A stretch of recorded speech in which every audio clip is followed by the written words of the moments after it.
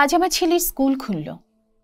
ওকে school থেকে নিয়ে এলাম নিরাপদে, অথচ মাত্র 7 কিংবা 10 দিন আগে আমার সন্তানের মতো 35 জন শিশুর প্রাণ পুড়ে গেছে। ভুলে যেতে শুরু করেছি আমরা। ভাবতে পারেন সেই বাবা মাদের কথা যাদের সন্তান স্কুল থেকে আর ফেরে না, পড়ার টেবিলে নেই, কোথাও নেই। দুঃস্বপ্নেও ওই শিশুগুলোর বাবা মায়ের জায়গায় নিজেকে ভাবতে পারেন? আমরা নিশ্চিন্তে ঘুমিয়ে পড়ছি এই ভেবে যে আমার সন্তান তো নিরাপদ। না, নিরাপদ না। অন্যের সন্তান যে কারণে অনিরাপদ, ঠিক সে কারণে আমার, আপনার সন্তানও অনিরাপদ। ঢাকা শহরে আমরা যখন শিশুদের সুস্বাস্থ্য, মানবিক বিকাশ ও নিরাপত্তার কথা বলি, তখন আমরা কোন শিশুদের কথা বলি?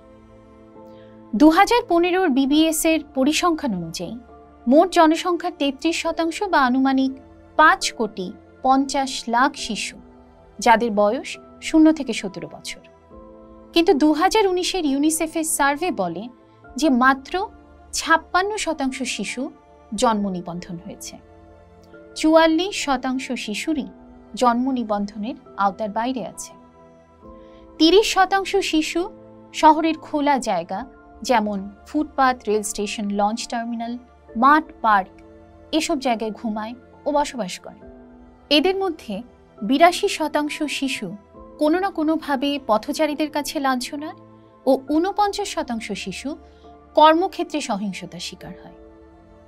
কিন্তু এইসব শিশুরা সর্বদাই আপনার আমার আলোচনার বাইরেই থাকে। চলুন আমরা অন্তত সেই সব শিশুদের নিয়ে কথা বলি যারা রাষ্ট্রীয় জন্ম নিবন্ধন সহ একটি পারিবারিক নিরাপত্তা বলয়ের মধ্যে জন্মাচ্ছে এবং বসবাস করছে। এই যেমন আমার শিশু, আপনার শিশু এবং মাইলস্টোনের সেই শিশুগুলো যারা অগ্নিদগ্ধ হয়ে অবর্ণনীয় কষ্ট পেয়ে হয় মৃত্যুবরণ করেছে অথবা এখনো হাসপাতালের বিছানায় যন্ত্রণায় কাতরাচ্ছে। এই যে দেখেন, আমরা বলছি ওরা যুদ্ধ বিমান বিধ্বস্তের ঘটনায় মারা গেল। আসলে কি মারা গেল, নাকি ওরা আমাদের এমন শহরের কারণে হত্যার শিকার হলো? ঢাকা থেকে বলছি আজকের পর্বে আমি নবনীতা ইসলাম আপনাদের সাথে আছি।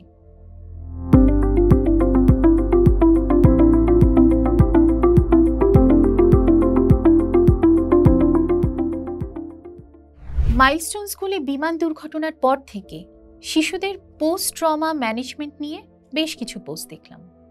স্থাপত্যের ছাত্র হিসেবে আমার কৌতূহলের জায়গা হচ্ছে নাগরিক সমস্যা এবং ট্রমাগুলোকে স্থানিক দৃষ্টিভঙ্গিতে দেখা। নগরীর সুন্দর বা কুৎসিত দৃশ্য, অভিজ্ঞতা, এই সমস্ত কিছু আমরা এক্সপিরিয়েন্স করি আমাদের চোখ, নাক, কান দিয়ে। একজন প্রাপ্তবয়স্ক মানুষের চোখের লেভেল গড়ে 5 ফিট। সেই 5 ফিট লেভেলে এই শহর ভয়ঙ্কর দর্শন, অসুবিধাজনক ও কষ্টদায়ক।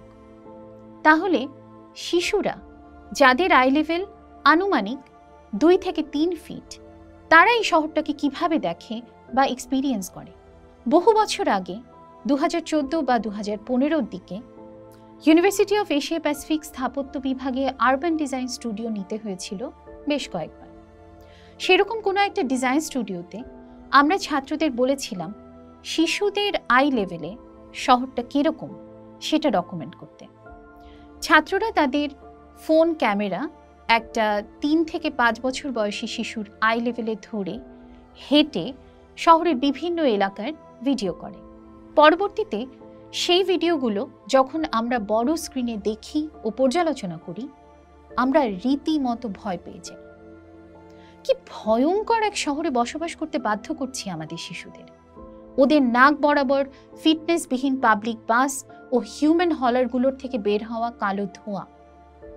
বাচ্চারা প্রাপ্তবয়স্কদের তুলনায় শ্বাস প্রশ্বাস বেশি নেয় ও মাটির কাছাকাছি থাকে, তাই নিচের স্তরের কনসেন্ট্রেটেড দূষিত বাতাসে প্রাপ্তবয়স্কদের থেকে অনেক বেশি আক্রান্ত হয় শিশুরা। এছাড়া আছে বিকট হর্নের শব্দ, রাস্তার পাশে পড়ে থাকা আবর্জনার জঘন্য গন্ধ, ফুটপাতের পাহাড়ের মতো উঁচু নিচু পথ, রাক্ষসীর মুখের মতো খোলা ম্যানহোলের গর্ত, দানবাকৃতির মানুষের পায়ের ভিড়ের মাঝে দম আটকে আসা অনুভূতি।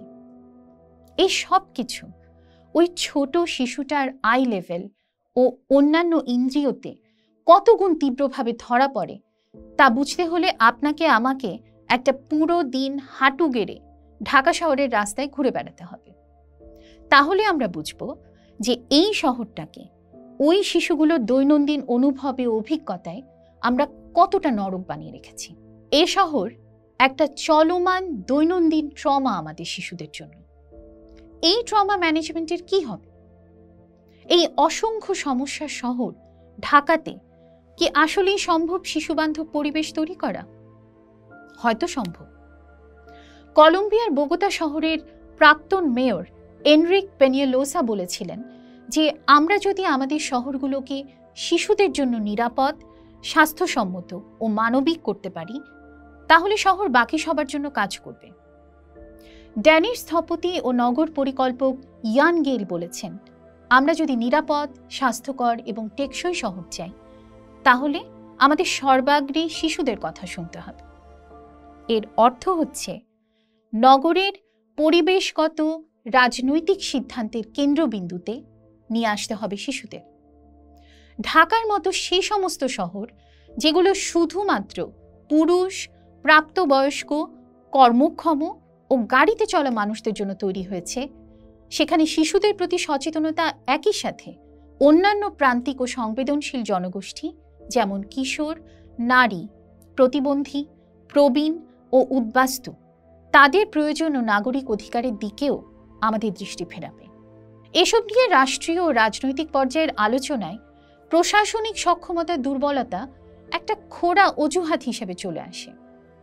কিন্তু কায়রো, নাইরোবির ডান্ডোরা, কলম্বিয়ার লা ক্যান্ডেলারিয়া, ঘানার আকরা, মেক্সিকোর কারাকাস এরকম আরও অনেক উন্নয়নশীল শহরগুলোর নিম্নবিত্ত এলাকায় শিশুবান্ধব পরিবেশ নিয়ে কাজ করে গবেষক ও নগর প্রশাসকরা আমাদের দেখিয়েছেন যে সীমিত সামর্থ্যের মধ্যেও শিশুদেরকে চিন্তার কেন্দ্রবিন্দুতে রেখে শহর পরিকল্পনা করা সম্ভব। The city at eye level for kids এক্ষেত্রে একটি চমৎকার প্রকল্প ও প্রকাশনা। তাই প্রাপ্তবয়স্কদের দৃষ্টি দিয়ে শহরকে দেখলে হবে না, বা প্রাপ্তবয়স্কদের ওই 5 ফিট আই লেভেলে শহরকে পরিকল্পনা করলেও হবে না। মাটির কাছাকাছি সকল শিশুদের আই লেভেলে নেমে শিশুদের সূক্ষ্ম অনুভূতি ও ইন্দ্রিয় দিয়ে এই শহরকে আমাদের নতুন করে দেখতে হবে ও সাজাতে হবে। এখানে ঘটনা ঘটে, সেই ঘটনায় আমরা প্রতিক্রিয়াও দেখাই, কিন্তু আমরা প্রোগ্রেসিভ ক্রিয়া করি না। এ কথাটা বলা দরকার যে এই শহর কিংবা বাংলাদেশের যে কোনো শহর শিশুদের জন্য নয়, এগুলো শিশুদের বিরোধী। অথচ এই আমরাই বলি শিশুরা জাতির ভবিষ্যৎ, অথচ আমরা ভবিষ্যৎ বিরোধী একটার পর একটা শহর বানিয়ে চলেছি। শিশুদের নিরাপত্তা সংক্রান্ত আলোচনা যেন শুধুমাত্র বিমানবন্দরের অবস্থান, রানওয়ের ফানেল এরিয়াতে স্কুল নির্মাণের বৈধতা বা বিমান প্রশিক্ষণের রুট এর মধ্যে সীমাবদ্ধ না থাকে। এতগুলো শিশুর মৃত্যু কি আমাদের মানুষ করবে? জুলাইয়ে নিহত হওয়া আমাদের সন্তানদের অমন মৃত্যুও কি আমাদের মানুষ করেছে? পোস্ট দেখুন, ভাবুন, করুন।